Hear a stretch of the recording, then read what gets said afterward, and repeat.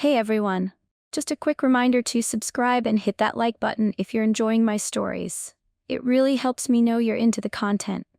Thanks for tuning in, and let's dive right in.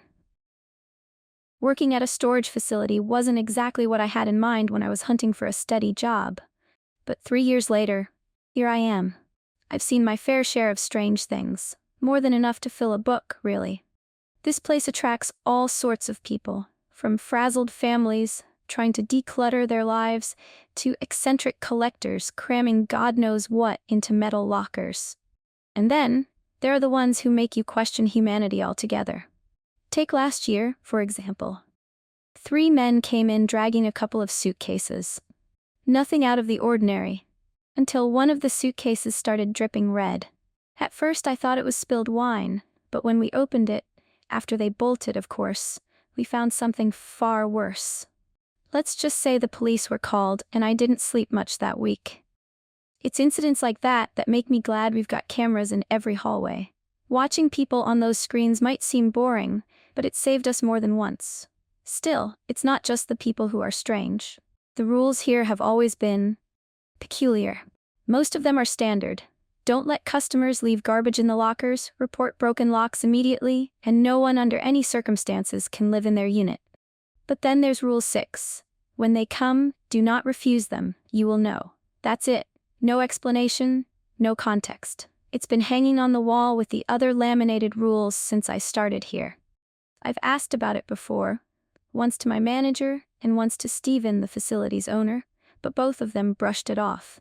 You'll understand if it ever happens, Steven said cryptically. I've never liked vague rules like that. They make you feel like you're walking blindfolded on a tightrope. Still, I've never had to deal with them, whoever they are. And honestly, I'd been hoping to keep it that way. The facility itself isn't much to look at, just a grid of concrete and steel with fluorescent lights that flicker at the worst times. The lockers come in different sizes, from ones just big enough to store a couple of boxes, to ones large enough to park a car in. Most of the time, it's quiet. Just the hum of the ventilation system and the occasional sound of someone's footsteps echoing down the hall. But quiet doesn't mean uneventful. You'd be surprised what people try to store here. Furniture, paperwork, and old clothes are normal, but I've seen some truly bizarre items. Someone once tried to shove an entire vending machine into one of the larger lockers. And then there are the people who just don't want to let go. Literally. I've had to deal with folks who try to sleep in their units or break in after their payments lapse. People get attached to their stuff in ways that don't make sense. I suppose that's why I don't think too hard about Rule 6. This job has already taught me that the world is full of strange things, and not all of them come with easy explanations. So I watch the cameras, follow the rules, and try not to dwell too much on the things that don't make sense. Still, sometimes, when I look down the hallways late at night and see nothing but rows of metal doors and shadows that shift under the fluorescent lights, I can't shake the feeling that this place holds secrets. It's not just the odd customers or the eerie quiet, it's something else. Something about this facility feels alive. It was an ordinary, uneventful day at the facility. The hum of fluorescent lights buzzed softly overhead as I sat at the front desk, keeping an eye on the cameras. Most of the units were quiet. A few customers had come and gone, hauling furniture or stacks of cardboard boxes. But by mid-afternoon, the place had settled into its usual silence. Then he walked in. At first, I thought the automatic doors had malfunctioned, letting in a homeless man. He wasn't wearing any shoes, and his long black robe brushed against the ground as he shuffled in, head bowed. His face was pale, almost sickly, with hollowed cheeks and eyes that stayed hidden under the shadow of his hood. A large black leather bag hung off his shoulder. I should have been alarmed, but instead I felt something else. Not fear exactly, but unease. A chill prickled along my skin like the air in the room had dropped a few degrees. I forced myself to sit up straighter. "Can I help you?" I asked, my voice sounding steadier than I felt. He stopped in front of the counter, still not meeting my eyes. "I need a locker," he said, his voice low and dry, like leaves crunching underfoot. "Locker 33. My stomach sank. Locker 33. I'd never assigned it to anyone. Not because it was off limits, at least not officially, but because no one had ever asked for it. It was tucked away in a corner of the facility, in a hallway that always felt colder than the rest. If I was being honest, I avoided that hallway when I could. For a moment, I hesitated, my hand frozen over the computer keyboard. Then I remembered Rule 6.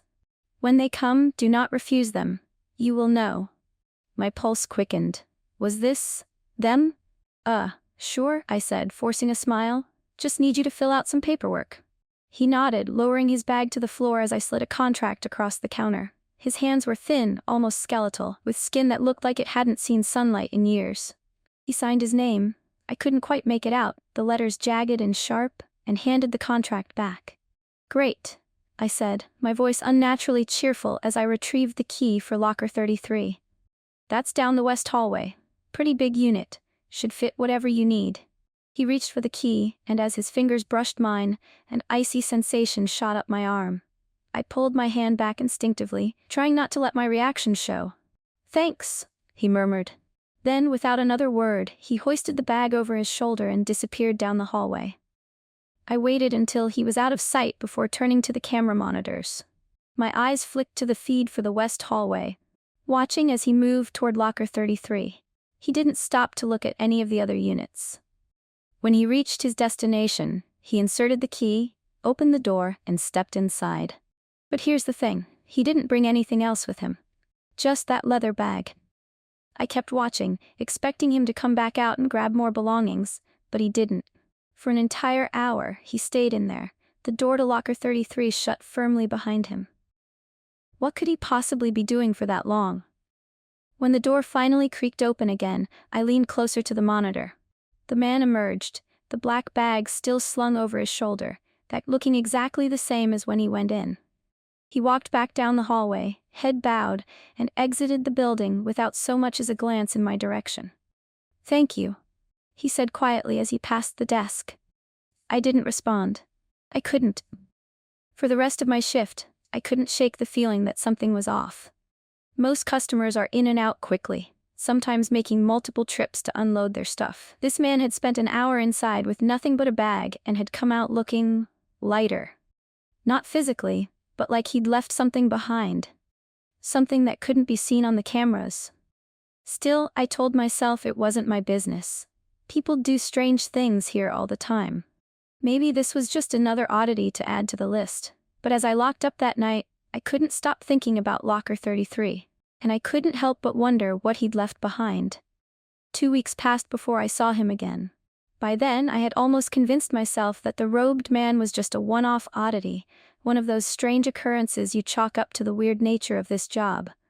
But then, on an otherwise quiet afternoon, he came back.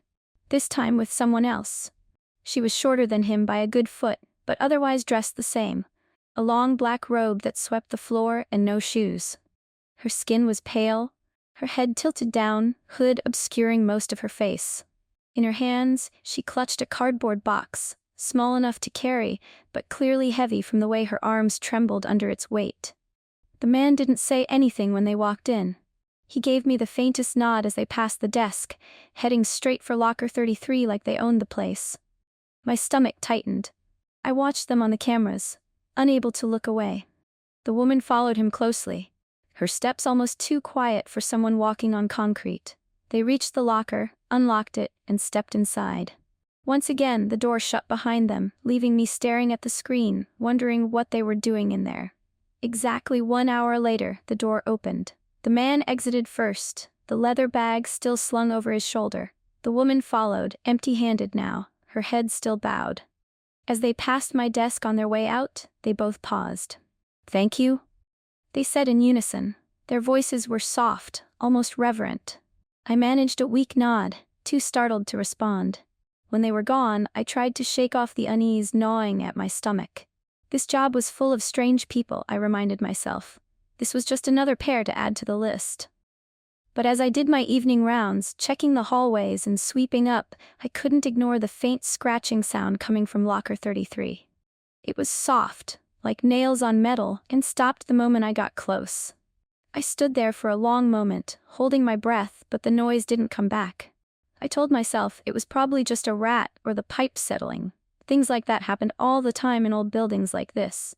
Still, I couldn't bring myself to get too close to the door. Over the next few weeks, the visits became more frequent. Each time, the robed man returned with someone new. The first was another woman, slightly taller than the last. Then, there were two men, both carrying what looked like heavy bundles wrapped in black fabric. The week after that, there were four of them, each holding something strange. Items I couldn't quite make out on the cameras, but that made my skin crawl just looking at them. And each time they followed the same routine. They'd arrive in silence, head straight to locker 33, stay for exactly 1 hour, and then leave with nothing but a quiet thank you. But it wasn't just their growing numbers that made me uneasy. The facility itself seemed to change with each visit. The lights flickered more often now, plunging the hallways into brief but unnerving darkness. Locks on nearby lockers started breaking for no reason, even though the cameras showed no one tampering with them. And then there were the sounds. Faint whispers that seemed to echo from nowhere, and footsteps that followed me when I walked down empty corridors. It was subtle at first, easy to dismiss as my imagination, but the more it happened, the harder it became to ignore. I'd catch glimpses of movement on the edge of the camera screens, shadows shifting where there shouldn't be shadows, and hear faint snatches of voices when I was certain I was alone. Despite it all, I didn't tell anyone. What could I say? That the robed visitors were somehow causing the facility to unravel? That locker 33 felt like it was waking up? I couldn't risk breaking Rule 6. If this was what the rule was for, then I just had to endure it. But as the weeks went on, I couldn't shake the feeling that I was being watched. Not by the cameras, but by the facility itself, and by whatever was in locker 33. The morning after their last visit, I found myself staring at the cameras, feeling more uneasy than ever. 11 figures in black robes had arrived that day. 11 strange, silent people who had marched past my desk like ghosts, disappearing into the hallway that led to locker 33. As always, they stayed for an hour, then thanked me and left.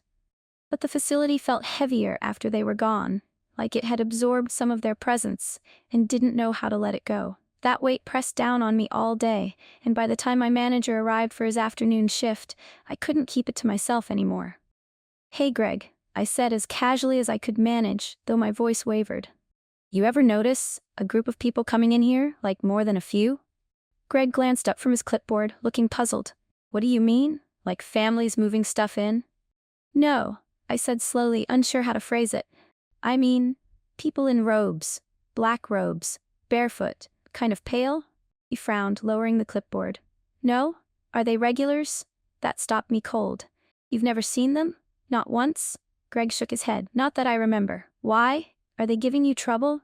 I hesitated, unsure how much to say. "They've been coming here for months, always the same routine. They rent locker 33, stay for exactly an hour, then leave. They're not causing problems exactly, but..." "Wait." Greg cut me off, his face suddenly serious. "Locker 33? Yeah."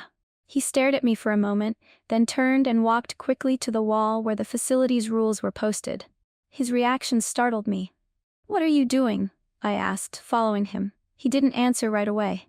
His eyes were fixed on the laminated list of rules, scanning it like he was searching for something specific. Then he froze. "Something's not right," he muttered. I stepped closer, watching as he reached up and peeled back a page someone had taped over part of the rules. Beneath it, the rest of Rule 6 came into view, and I felt the blood drain from my face as I read it aloud. "When they come, do not refuse them. You will know. Do not let them in locker 33. Any other will do. Call Stephen immediately after they have left." The room seemed to tilt. "What the hell?" I whispered. "It didn't say that before. I thought I was following the rules."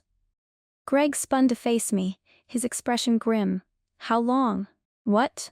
How long have you been letting them use locker 33?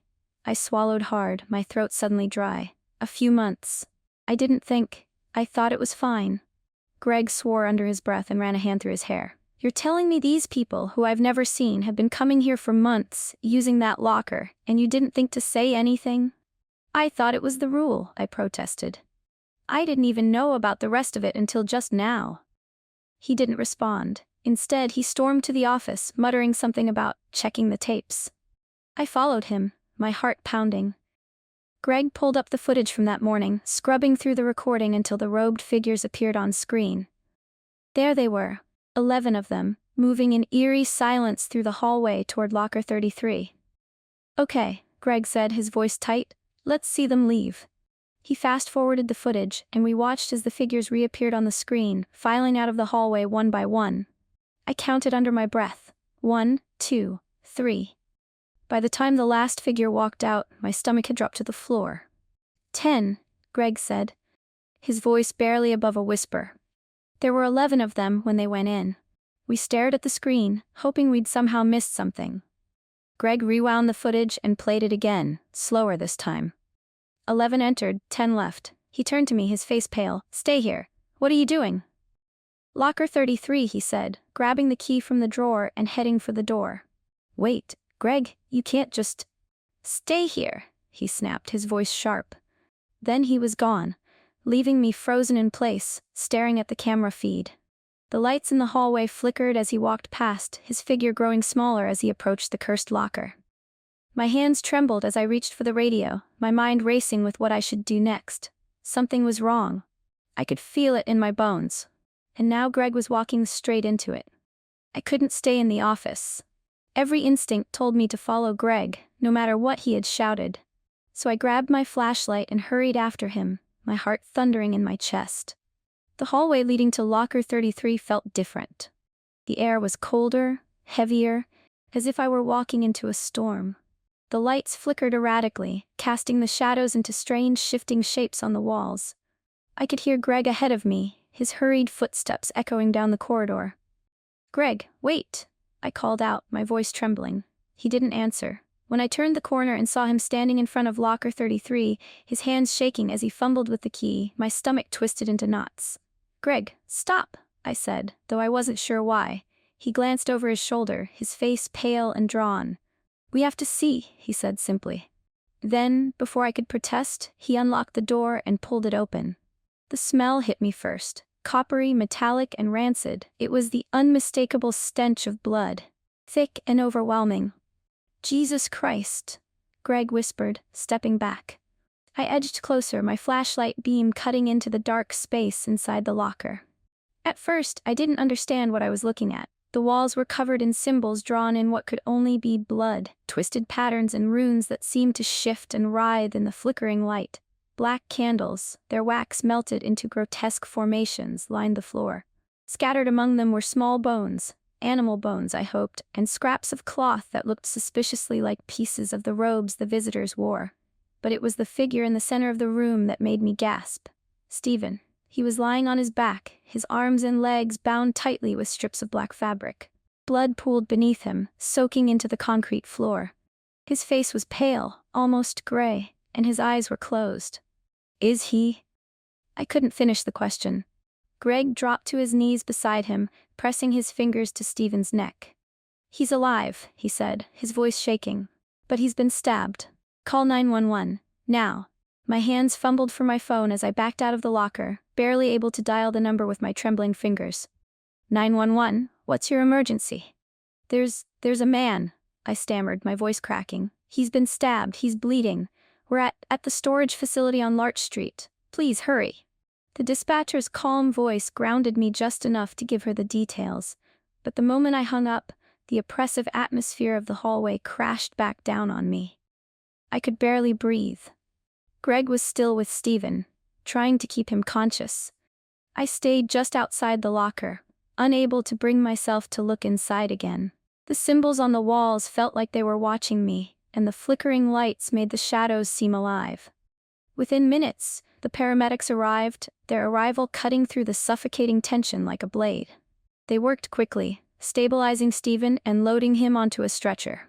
He was still unconscious, but one of the paramedics assured us he had a pulse. As they wheeled him out, I heard the distant wail of police sirens. "They're coming," Greg muttered, his face pale and slick with sweat. I nodded, unable to speak.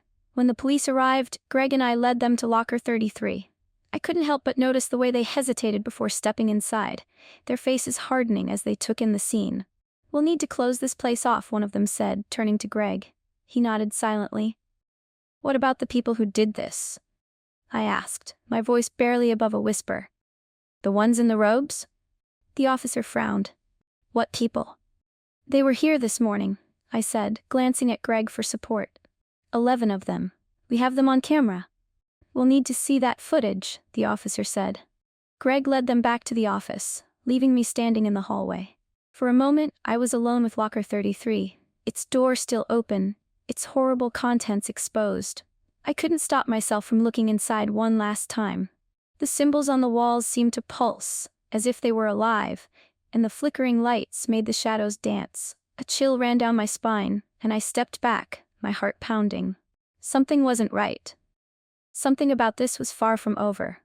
The hospital smelled of antiseptic and quiet dread, the kind of place where every step felt like it echoed too loudly. Greg and I walked down the hallway towards Stephen's room, the fluorescent lights buzzing faintly overhead. I couldn't stop fidgeting, my fingers twisting the hem of my shirt as my mind replayed the scene in locker 33 over and over. When we reached his room, Stephen looked smaller than I remembered, his normally robust frame sunken into the hospital bed. His face was pale, but his eyes, though tired, held a strange clarity. Stephen, Greg said softly, pulling up a chair beside the bed. We need answers. Stephen sighed, the sound heavy with exhaustion. I figured you'd come, he said, his voice hoarse. He glanced at me, his expression apologetic. I owe you an explanation. I owe you both an explanation. Greg nodded. Start from the beginning. Stephen shifted uncomfortably, wincing as he adjusted himself in bed. When I bought the land for the facility, I didn't know what I was walking into. It was a steal. A prime location, dirt cheap. But the moment we started clearing the old house that stood there, things felt wrong. What do you mean by wrong? I asked, my voice barely above a whisper. He closed his eyes for a moment, as if summoning the strength to continue. The house was abandoned, but it wasn't empty. It smelled like death. We found symbols painted on the walls, piles of animal bones, dried blood. It was grotesque. The locals told me it had belonged to a cult, a group that practiced sacrificial rituals. A chill ran down my spine. Stephen nodded grimly, as if reading my thoughts. They used that house for their rituals, and the spot where locker 33 now stands? That was their altar. The center of everything. Why didn't you tell anyone? Greg asked, his voice tight. Stephen's expression darkened. Who would believe me?